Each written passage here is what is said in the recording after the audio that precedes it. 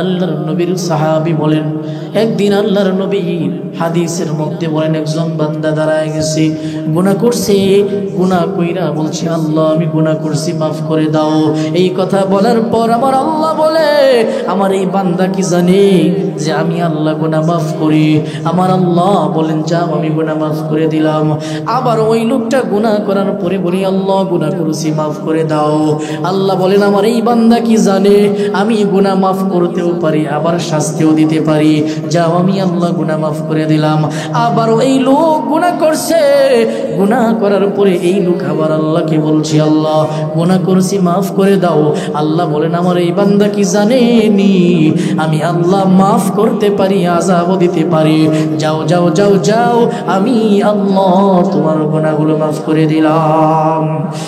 হযরত আলী রাদিয়াল্লাহু তাআলা আনহুর কাছে এক লোক আসছে, আয়েশা বলেন আল্লাহর নবীর সাহাবী হযরত আলী কাররামাল্লাহু ওয়াজহা, হযরত আলীর কাছে আয়েশা বলেন, ও আল্লাহর নবীর সাহাবী, একজন লোক গুনাহ করে আবার তওবা করে, আবার গুনাহ করে আবার তওবা করে, আবার গুনাহ করে আবার তওবা করে। হযরত আলীর কাছে যখন এমন প্রশ্ন করা হয়, হযরত আলীর কাছে বলা হয়, গুনাহ করে তওবা করে, গুনাহ করে তওবা করে, এই লোকটার করণীয় কি? আল্লাহর নবীর সাহাবী জানায় দেয়, ওই লোকটার কাজ হলো ইস্তেগফারের আমল, তওবার আমল করতে থাকা। জোরে পড়েন আল্লাহু আকবার। বলে কি কারণে এমন মেডিসিন হযরত আলী দিছে? হযরত আলী রাদিয়াল্লাহু তাআলা আনহু বলেন, একটা মানুষ যখন গুনাহ করবে, গুনাহ করার পরে আবার তওবা করবে, আবার গুনাহ করবে, আবার তওবা করবে, আবার গুনাহ করবে, আবার তওবা করবে, বলে গুনাহ করাই শয়তানি আর নফসের দ্বারা গুনাহ হয়, আর তওবা হয় আল্লাহর পক্ষ থেকে তওবার তৌফিক মিলে। আল্লাহু আকবার।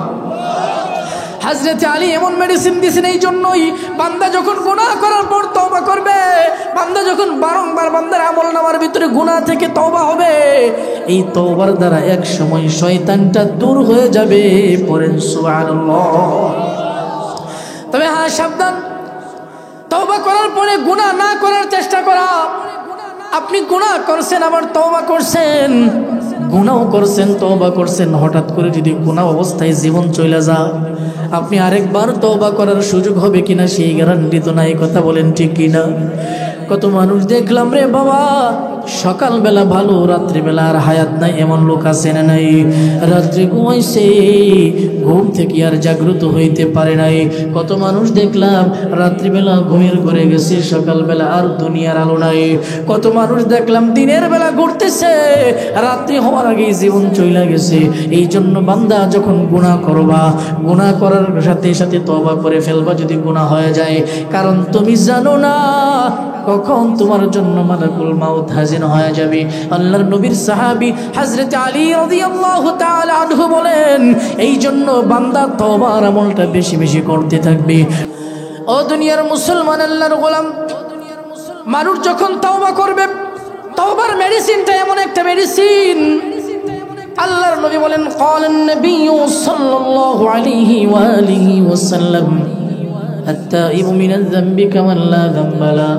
আখির জামানের পয়গম্বর বলেন, মানুষ যখন তার গুনাহ থেকে তওবা করে, আত-তাইবু মিনাজ যামবি কামান লা যামবা লা, একটা মানুষ যখন গুনাহ করার পর গুনাহ থেকে তওবা করে, ওই মানুষটাকে আমার আল্লাহ এমন নিষ্পাপ বানায়, ওই মানুষের আর কোনো গুনাহই থাকে না। পড়েন সুবহানাল্লাহ।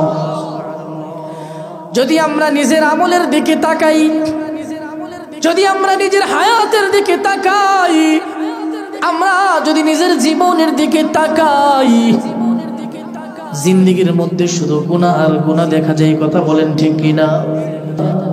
আল্লাহ বলেন, ওর ইমানদারির দল, গুনাহ করছো, গুনাহ করছো, গুনাহ করতে করতে অন্তরটা কালো হয়ে গেছে। তুবু ইলাল্লাহি তাওবাতান নাসুহা, আমি আল্লাহর কাছে তওবা নাসুহা করো। যদি তুমি আমি আল্লাহর কাছে তওবা করো, জিন্দেগিতে যে গুনাহ করছো আমি আল্লাহ সকল গুনাহগুলো মাফ করে দিব।